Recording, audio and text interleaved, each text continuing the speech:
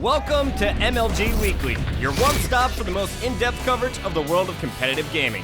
I'm Chris Puckett, and this week we bring you some killer highlights from the recent StarCraft II Battle.net Invitational. We also continue to shine a light on you, the viewers, with another Gamebattles.com Match of the Week. We've got a pro player build from Terran Legend MVP, the answers to your questions with another fact session, and after a week on the road trying to find his personality, your boy Nexy is back with a new first look. All this and much, much more coming up right now on MLG Weekly. This week we debut the Scope Out, a quick recap of recent gaming news from around the world that should be in your sights. Protoss Master Huck, formerly of Team Liquid, will join fellow pros Idra and Puma on Team Evil Geniuses. Huck is arguably the best non-Korean pro StarCraft II player, boasting first place finishes at DreamHack, the Home Story Cup, and the EG Masters Cup. Huck will continue to live and train in Korea at Team EG's brand new gaming house, with his eyes set on being the first foreigner to win in the prestigious Global StarCraft League. Meet Kim Shi-yoon, better known as Eve.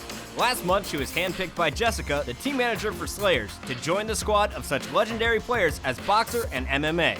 The jury is still out on whether Eve will be able to compete, but one thing's for sure, she's certainly made her presence known on the pro gaming circuit.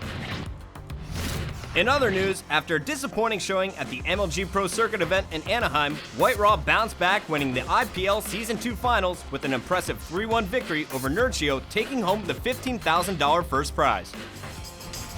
We go now to the world of Dota 2, where teams and players from every corner of the globe traveled to Cologne, Germany for the 2011 Gamescom event and the Dota 2 International Tournament. 16 Dota 1 teams competed against one another for a piece of the over $1.5 million prize pool. At the end of the weekend, only Na'Vi and eHome were left standing, with Na'Vi taking the win and the $1 million check. Also at Gamescom, Team EG Pro Puma took home the IEM StarCraft II Finals, crushing fellow Korean OGS-MC to take home the win. On their way to the finals, Puma beat German superstar Sock, while MC took out Terran player Select. In the finals, MC could not overcome Puma's one-base Terran strategy, bowing to him 3-0. Finally, in other IEM news, the League of Legends Finals was an all-American affair, with Counter Logic Gaming taking on Solo Mid. To get there, Counter took out French team Millennium, while Solo Mid defeated European team Fnatic MSI.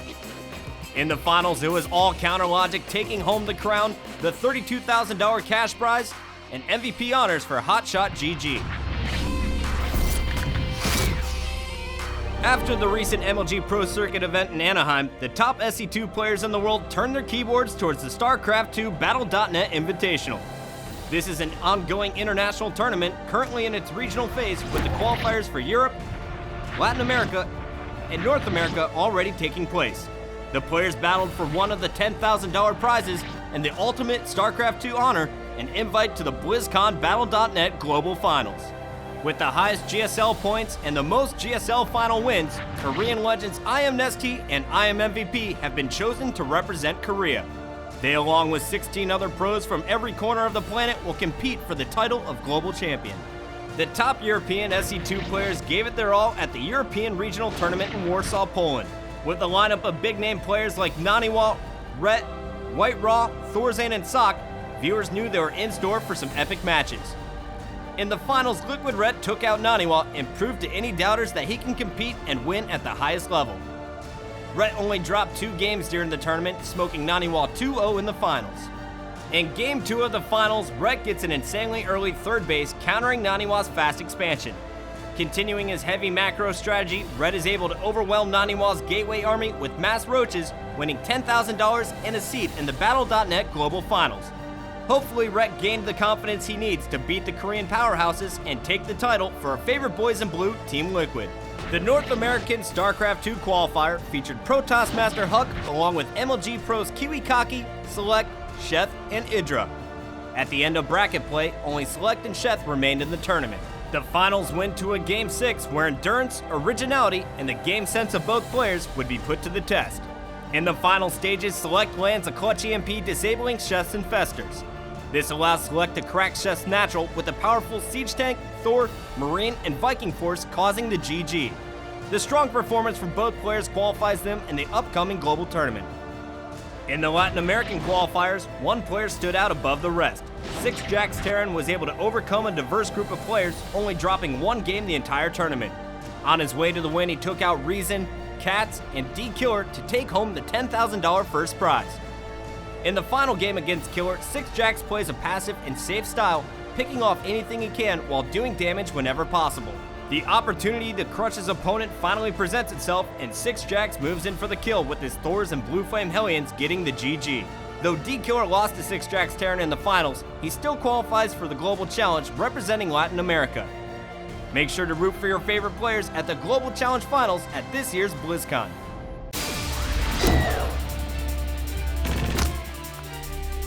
Team Fear finished in the top 3 for the second time with their stellar play at the MLG Call of Duty tournament in Anaheim. In the decisive Game 5 of the winter semis, Assassin's Ace on Optic Gaming gave Fear the win and a berth in the Black Ops Winners Bracket Finals. MLG's own Zach Mazzata caught up with Assassin, who walks us through our kill of the week. And then that's when I come in and I get the first kill on Rambo. Down Rambo, left up to Assassin, down to a 1-on-3. Wow, Assassin's gonna have to do some serious work here. He is 6-1, so it is still a possibility. He is a tremendous player, but he's up against 3 of the best in the world. Optic Gaming trying to shut out this win on Team Fear. Well, you know, Merc was actually a surprise. I wasn't expecting him prone behind the stairs with J-Cap in the trailer. He was there previously in the round, so I knew he would still somewhere be in the trailer. So I had to go for him in order to plant the bomb. You just planted the bomb with 2 seconds to spare, and now what were you thinking? Pretty much I asked my teammates, what should I do? And my teammates were watching the trailer door, and they actually called it out for me, which helped me get the last kill at the end. He's been able to get a spot. And a 1 versus 3. After that round ended, I felt like I was on top of the world, and you know, it felt great to beat Optic because they're one of our biggest rivals.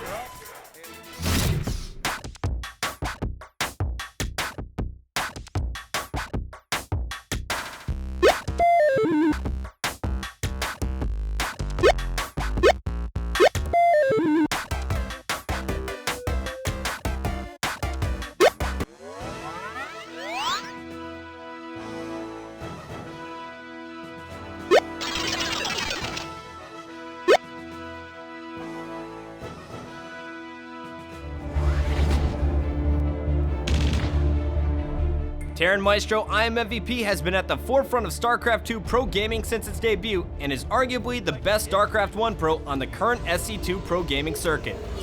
In just over a year since SC2's debut, MVP has acquired a long list of first place finishes. He's won the GSL twice, the 2011 Saga City Invitational, and most recently the Major League Gaming Pro Circuit event in Anaheim. Showcasing an extremely safe and refined playstyle, the Game Genie uses superbly executed timing attacks and refined build orders, crushing the likes of Select, Idra, and fellow Korean MMA. In this MLG exclusive, check out 3 build orders that took MVP to the top of the StarCraft world with his win at the recent MLG event in Anaheim.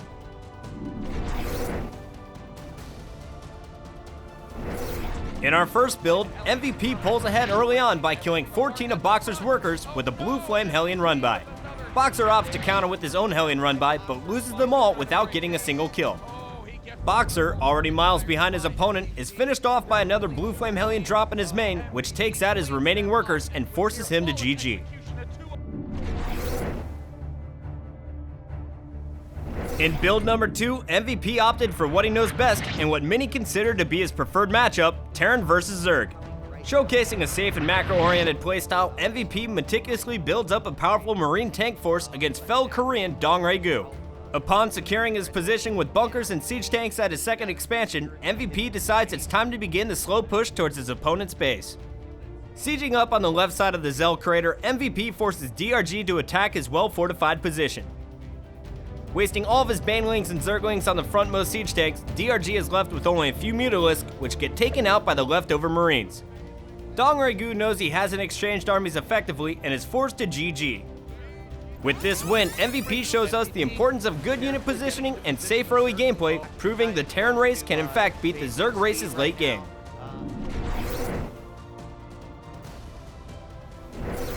To take home the Anaheim title and avoid another series against MMA, MVP knows he's got to win this match. In our last build, the battle on Xel'Naga Caverns begins with MMA attempting a cloak Banshee play, which MVP denies perfectly, putting himself far ahead right from the start. MMA attempts to push towards MVP's natural in order to halt his economy, but MVP is 3 moves ahead, taking out MMA's forces. After dismantling MMA's attack, MVP moves across the board into MMA's base, where he begins killing units and structures.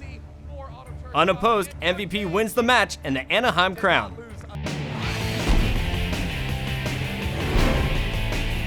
This week, we bring you another segment in our never-ending pursuit of opportunities for you, the fans, to show off your skills.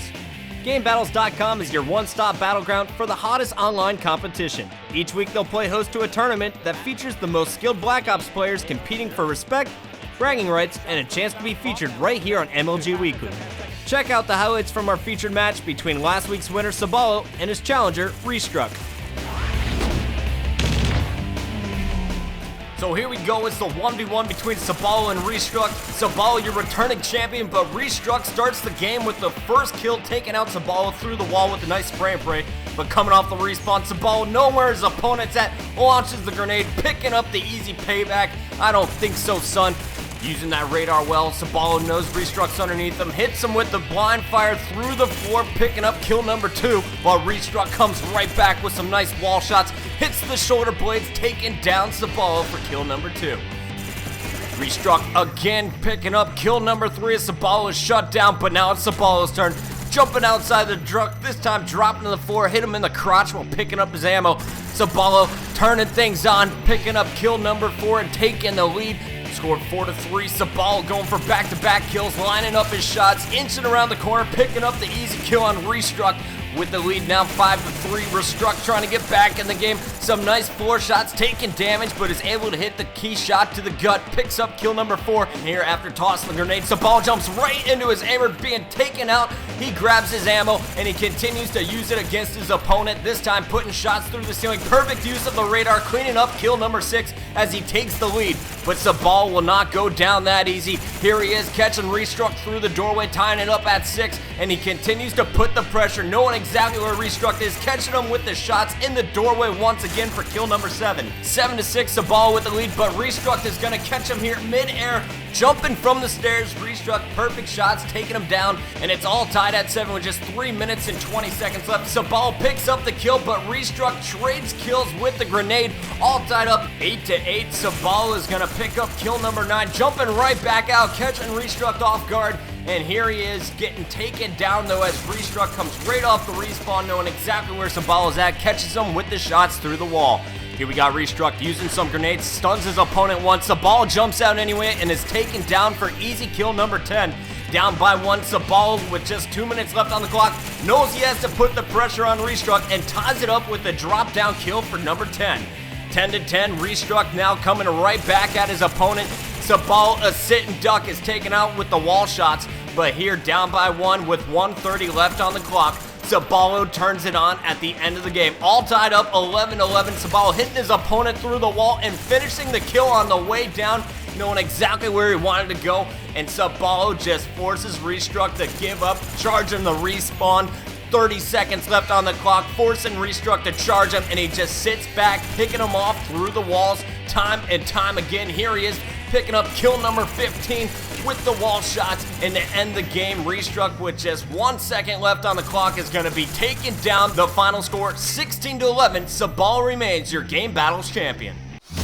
Here on The Weekly, we bring you the best countdowns in the world of competitive gaming. This week, we got the best of the best in our new top 5. Check out this week's Hellion Run-Bys from the MLG event in Anaheim.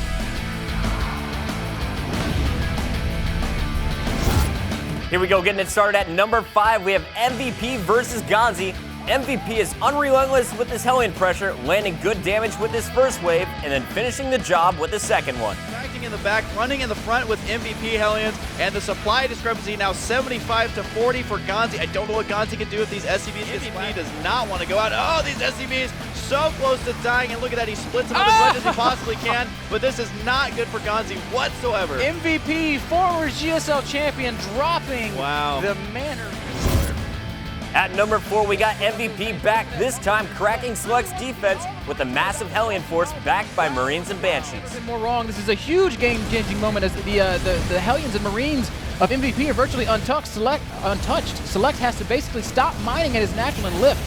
Yeah, he is doing a surprising amount of damage with this. Wasn't able to get the command center, but is completely denying that mine. The SCV is literally sitting up here doing nothing, forced to land Vikings on the ground, which are decent against the Hellions because they don't take that extra damage, but Select really has nothing here. He does have his Raven, but at this point, what is that going to do? The Raven has now gone down. MVP, it looks like his Hellions are mostly, for the most part, just alive here. I mean, look how low these HP are. Beautiful micro, and right now Select is not in a comfortable position at all. I don't think he was quite expecting this. No, I think it's tough for these units, and this is a lot of Hellions. The angle looking really good for MVP. Got to be taking out all the Hellions of Select. Even the bunker goes down, showing you how desperate of a situation this is going to be for Select. And there is going to be the GG from Select.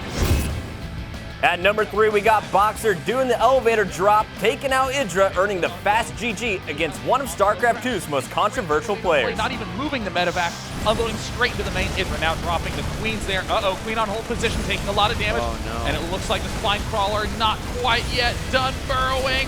And there it finishes, and now the Zerglings are coming. A beautiful surround by Idra. Oh, the blue flame a little bit too strong. One Queen falls, the Spine Crawler's down, and the second Queen falls, and the main is wide open and vulnerable. And there it is. GG. At number 2, Boxer is back, this time breaking Rain's defensive line with clutch auto turret placement and air superiority. Rain losing the huge advantage that he has, which is the higher Hellion count, and now Boxer going to begin the slow inch forward. There's the auto turrets being dropped, and the push from Boxer.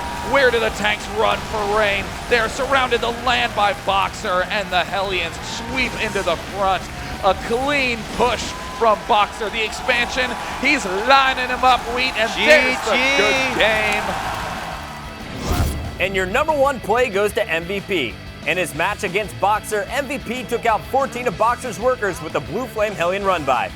Boxer attempted to counter with his own Hellion run, but was taken out without getting a single kill.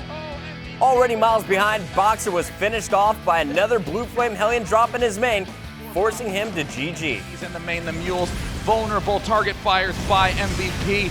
There are only 2 Hellions. MVP cleans them up, and with near flawless execution, a 2-0 victory. In this week's Fact Session, I sit down with MLG's own Slasher and JP McDaniel to get their insight and answers to what's on your mind. What's up, guys? Welcome to Frequently Asked Questions, MLG's new question and answer show. I'm Chris Bucket, joined today by not Sundance. I got Slasher sitting in Sundance's seat, and we got JP back behind us. JP joining us all the way from Texas. What's up, JP? It is going good, man. How's it up there in New York? Oh, it's kind of warm and beautiful. You guys ready to answer some questions? Now, as always, we've asked you, the community, to send in your questions to us at MLGFact on Twitter. And now it's time to go through it, starting with our first question. What's going on with Dota, guys? What can we expect to see out of that game in the next year? I mean, this weekend, Dota 2 first reveal of the game itself. We haven't seen it. We saw like one screenshot of the minimap. It looks really good. From everyone who I've heard from the event itself, it plays real well. All the Dota players are pleased. The Heroes of North players are pretty pleased. The League of Legends players even really like it. And I heard like 1.5 million people were watching it on the first day, which is unbelievable. So I only see it getting better and better and growing bigger and bigger, because Dota was the foundation of the entire MOBA kind of genre to begin with. So having the first succession of Dota from Dota 2, as we saw with StarCraft and StarCraft 2, it can only get so much bigger. Will more Koreans be invited for StarCraft 2? Will there be more of an effort to invite equal numbers of the 3 StarCraft 2 races? First of all, I think for this season we have the exchange program with the GSL, where each event we send 4 guys, they send 4 guys. So I think for at least this year, we're not going to be bringing over more than 4, but I do expect to see more Koreans come. We had 9 back at Anaheim. But let's talk about the races here, guys. I guess a lot of people were frustrated to see how many Terrans we had at the last event. JP, you're kind of on the inside of that whole process. Talk to us about how we select the players. Well, just first and foremost, right now over in Korea, Terran's probably the most played race in the competitive scene. A lot of the Protosses really aren't the tip-top players over there, and I'm not citing that Protoss is the weakest race or anything like that. It's just that's how it is. We tried to kind of split up the different races, the Terran, the Zerg, and the Toss, but when you have 4 players, it's always going to be biased for at least one race, so really can't have a perfect split there. But at the same time, we do try to figure out if we can invite one Zerg, one Protoss, and one Terran each time. However, a lot of times it comes down to their schedules and not ours, so we kind of have to be at the will of the players, and if they can actually come over, then we'll be happy to have them. But sometimes you got to just kind of roll with the cards that you're dealt. All right, this next question is a lot of the Hill guys are asking me, is there any team that can take down Instinct right now? Since forming back for Columbus, Instinct is a 42-1 in individual games. A ridiculous record. They're basically the brand new dynasty in Halo. But if I was going to pick a team that could take them down, I just did this in a Dream Team thread. It's 3 members of Dynasty. So I think Dynasty is going to be the key squad in Raleigh. That's the only team, in my opinion, that has a chance of taking them down.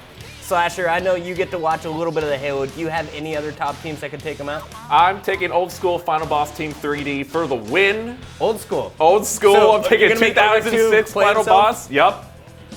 All right, I could see that. I got it. Yeah, one day. So the answer really there, no one's going to be Instinct this next event. But if anyone does, it's going to be Dynasty. That is going to do it for episode 2 of Frequently Asked Questions. Slasher, JP, thank you guys for joining us. Thank you. And we will see you guys in a couple weeks right here on MajorLeagueGaming.com.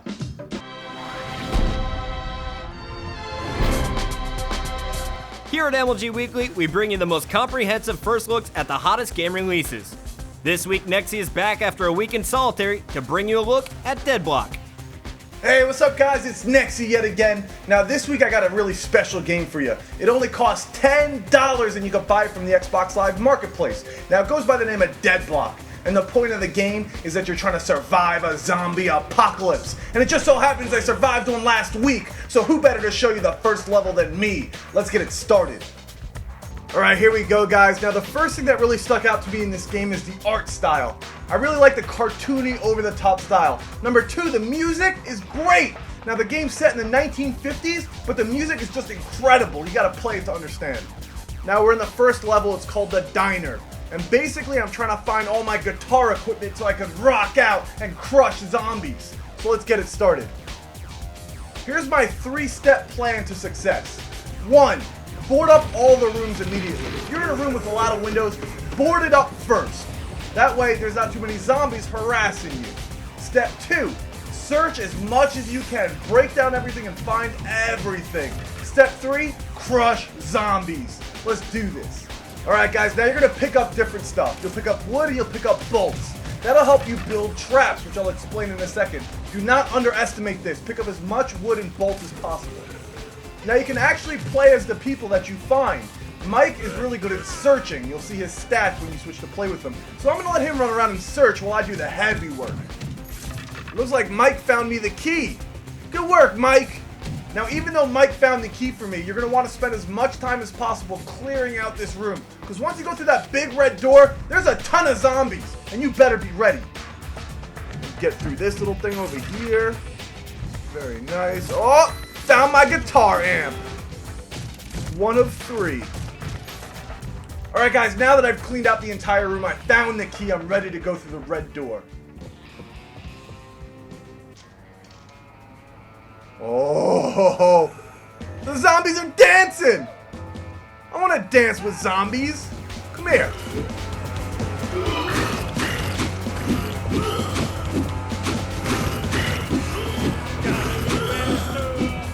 Alright, let's board up all these windows. I think I'm going to set a trap on this one. My favorite. The ice trap. Now that I got all the windows boarded up, I'm going to call my little buddy in. Come on in, little buddy. And we're going to start searching for my last pieces of the guitar. I'll do the bathroom. Whoa, what's up, bro? That's the ice trap for you.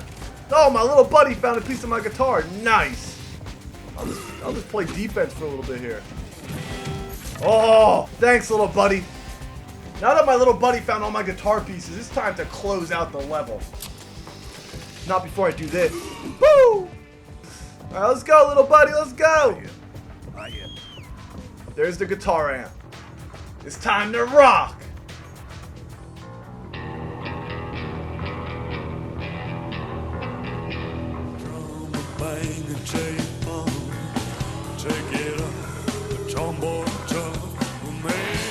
Alright, well there it is, the first level of Deadblock. Now again guys, the game's only $10 on the Xbox Live Marketplace. So if you're into crushing zombies and rock and roll, I definitely suggest Deadblock. Well, that's it for this week's show. I'm Chris Bucket, and we'll see you next time right here on MLG Weekly when we bring you the most in-depth coverage in the world of competitive gaming.